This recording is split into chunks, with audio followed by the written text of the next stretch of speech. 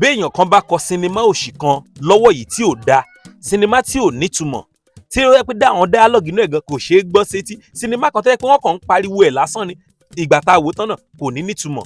A gbọ́dọ̀ sọ ni, a gbọ́dọ̀ máa fọ̀rọ̀ sábẹ́ ahọ́n sọ, torí ọ̀fẹ́ kọ́ ni àwa náà ń ṣe dátà, à ń sanwó kó tó di pa a ṣe dátà ni. Ṣé ẹ rí àwọn fíìmù kan wà lórí YouTube lọ́wọ́ yìí tó yẹ pé ìṣekúṣe ni wọ́n ń ṣe. Ẹ jẹ́ ká jẹ́wọ́ fúnra wa, Yéwándé Fámákin tó jẹ́ pòdúsà iṣẹ́ yìí, Aisiki àti Akórèdé Babátúndé Kazeem ọmọ bàbá ọba tó jẹ́ dìrẹ́kítọ̀ iṣẹ́ yìí, ẹ wò mo gbé òṣùbà ràbàǹdẹ̀ fún yín. Ẹni tá a bá rí tó bá rètí iṣẹ́ yìí lò, ó yẹ ká kọ ẹ̀yìn irú ẹni bẹ́ẹ̀ ságbá ni. Aisiki kì í ṣe iṣẹ́ kékeré rárá, iṣẹ́ tó ju iṣẹ́ lọ ni, iṣẹ́ tó nọṣẹ́ pa ni. Ó ti wà nínú comment section wọn tí lẹ́yìn ìtàgé táwa náà fi àtẹ̀jíṣẹ́ lẹ̀ ń bẹ̀ pé sinimá yìí ó yẹ kó gba àmì ẹ̀yẹ fún ọdún 2026 yìí, ẹ ká bẹ̀rẹ̀ sinimá kọ́. Aisiki iṣẹ́ tó ju iṣẹ́ lọ ni. Yéwándé Fámákin, Akórèdé Babátúndé Kazeem ọmọ bàbá ọba, iṣẹ́ ńlá lẹ ṣe nínú sinimá yìí. Ẹ gbìyànjú láti òkè délẹ̀, láti ìbẹ̀rẹ̀ tá a ti wo part 1, 2. Iṣẹ́ ńlá ni iṣẹ́ tẹ́ ẹ ṣe yìí.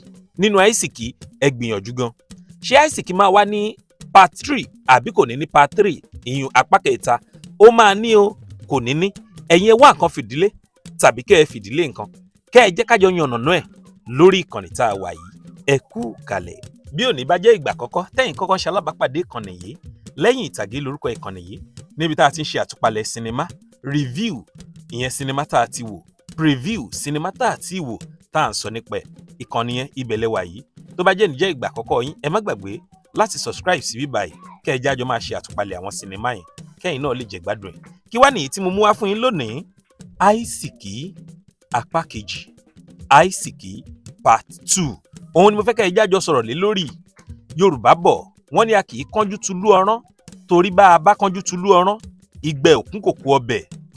Mercy Aigbe Erikitola, òun ló kánjú tulú ọrán báyìí o. Àṣé wọ́n pa Sẹ́námi, wọ́n gbẹ̀bí fún Àpàpàǹdodo ni wọ́n fi pa Sẹ́námi.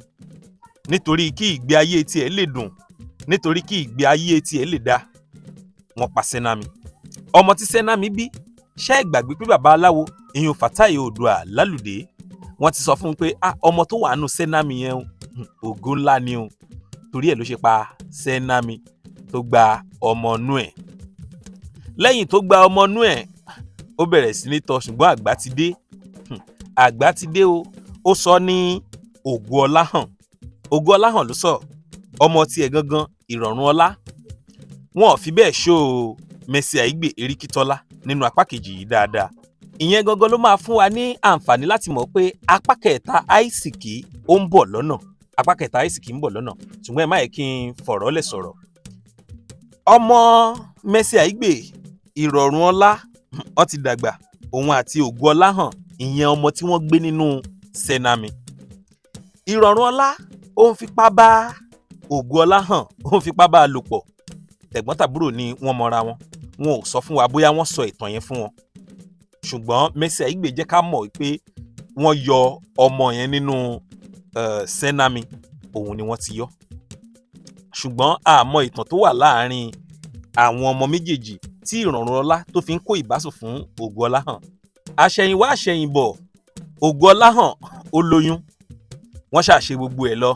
Ògoọláhàn ló fi ìbọn pa Ìrọ̀rùn Ọlá. Ṣùgbọ́n nígbà tí Ìrọ̀rùn Ọlá tó wà ní ọgbà wèrè, ó bímọ. Nọ́ọ̀sì olùtọ́jú aláàrùn ọpọlọ ó sọ pé ọmọ yìí òun lòun máa tọ́, òun á gbà á tọ́ sílé, ipò òun lòun á máa tọ́jú ẹ̀. Níbẹ̀ ni ẹbọra kan àbáǹjọ̀nú la fẹ́ sọ tó ti sọ pé Aisiki náà rèé o. Ìyẹn ni pé Aisiki tí Erikitola tó ti torí ẹ̀ tó fi ṣekú pa Sẹ́námi, tán fi gbẹ̀bí fún Àpàpàǹdodo. Ọmọ náà ni wọ́n ẹ̀ṣẹ̀ wá bí yìí. Ògoọláhàn ló ẹ̀ṣẹ̀ wá bí ọmọ náà yìí. Mercy Aigbe Erikitola ó ti wà lórí àárẹ̀ gẹ́gẹ́ bí wọ́n ṣe show ẹ̀ nínú flashback tá a wò yẹn o. Ó wà lórí àárẹ̀. Ìyá kò lè dá rìn mọ́. Erikitola tó lówó tó nífọ̀n tó lè kanná. Ògoọláhàn ló ẹ̀ṣẹ̀ wá bí Aisiki yìí.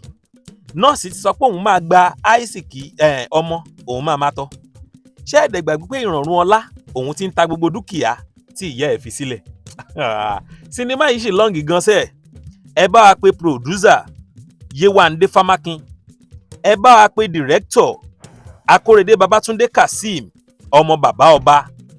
Ẹ bá wa bí wọ́n ipe ṣé ká máa retí apá kẹta Àìsìkí àbí ká má retí, torí àwọn èèyàn ń dúró de apá kẹta sinimá yìí. Wọ́n ń dúró de apá kẹta sinimá Àìsìkí yìí, ibi tó tán sí yẹn kò yẹ kó tán síbẹ̀. Sinimá Àìsìkí jẹ́ iṣẹ́ kan àrà ọ̀tọ̀ nínú ọdún 2026 yìí, níṣẹ́ tá a máa rí lórí YouTube. Yéwándé Fámákin tó jẹ́ producer, akọ́ṣẹ́ ló ṣe o, kó tó di pé èèyàn lè kó gbogbo àwọn ìràwọ̀ yìí, stars yìí èèyàn lè kó wọn jọ. Akọ́ṣẹ́ ló ṣe. Tẹ́yìn náà báyìí tí ìwọ Àìsìkí, ẹ máa lọ sórí Adecast TV lórí YouTube. Kẹ́ ẹ lọ wo apá kìíní àti apá kejì, ẹ má wò ń bò mí o. Adecast TV mo sọ o. Ẹ lè rí wò ní lẹ́yìn ìtàgé. Ohun tẹ́ ẹ lè rí wò ní lẹ́yìn ìtàgé, òun náà ní tẹ́ ń wò lọ́wọ́lọ́wọ́ báyìí. Àtúpalẹ̀ sinimá lásán, òun làwa ń ṣe. Akórèdé Babátúndé Kazeem ọmọ bàbá ọba, àwọn yẹn ń direct. No, wọ́n ń direct. Ẹ̀yin náà lọ wò lónìí lórí Adecast TV. Tẹ́ ẹ bá ti wá wò, ẹ padà wá sí lẹ́yìn ìtàgé, kẹ́yìn náà wá sọ ìrírí yín fún mi. Ṣé ẹ̀ ń retí apá kẹta àbẹ́ ẹ̀ retí apá kẹta? Kí lẹ lè retí sinimá yìí? Scene wo ló wà ńbẹ̀ tó yẹ pé scene yìí ó mú mi lára gan. No, ó mú mi lọ́kàn gan. Scene wo lẹ̀yin lérò kó jẹ́? Ẹ máa fi sábàlá àríwísí lẹ́yìn tẹ́ ẹ bá ti wo Àìsìkí tán, ṣùgbọ́n tẹ́ ẹ báyìí tí wò, ẹ padà lọ sí orí Adecast TV. Adecast ni ẹ má lọ bò mí o. Bẹ́ẹ̀ bá fi rí Àìsìkí ń bò mí, ẹ̀ dání kì í dẹ́ ṣe ojúlówó. Àwọn òṣèré wo lẹ máa bá pàdé ńbẹ̀? Wọ́n pọ̀. Akeem Ogara, Yẹmí Ṣóládé, Mercy Aigbe. Ẹ wo, ìràwọ̀ ti pọ̀ jù nínú sinimá yìí. Ẹ má jẹ́ ń pọ̀ lọ́rọ̀. Ẹ lọ bẹ̀ lónìí, kẹ́ ẹ lọ wò. Iṣẹ́ ńlá ni wọ́n ṣe. Yéwándé Fámákin tó jẹ́ producer, Akórèdé Babátúndé Kazeem ọmọ bàbá ọba. Ẹ fún wa ní part 3 o, ẹ fún wa ní part 3. Kì í dùn kó pọ̀, kì í pọ̀ kó dùn, ṣókí lọ́bẹ̀ oge. Ẹ jẹ́ kí n máa ṣẹnu dédé síbi labalabi tí mo dé yìí. Ẹ má gbàgbé ohun tí mo sọ níbẹ̀rẹ̀ pẹ̀pẹ̀ pé tí èní bá jẹ́ ìgbà àkọ́kọ́ tí ẹ̀yin kọ́kọ́ ṣalábàpàdé ìkànnì yìí lẹ́yìn ìtàgé, àtúpalẹ̀ sinimá lásán la máa ń ṣe níbí báyìí. Ẹ má gbàgbé àti subscribe, kẹ́ ẹ tẹ̀lé wa ní gbogbo ìgbà tá a bá ti ń drop new content, ìyún review tàbí preview tuntun. Ẹ máa kọ́ jẹ́ ẹnìkan tó máa kọ́kọ́ rí. Ẹ subscribe, kẹ́ ẹ tán notification button yẹn. Ẹ ṣé gan. Títí ìgbà míì tèmi àti yín á tún fi pàdé, níjọ́ ẹni tí wọ́n ń wá o. Ó dàbọ̀.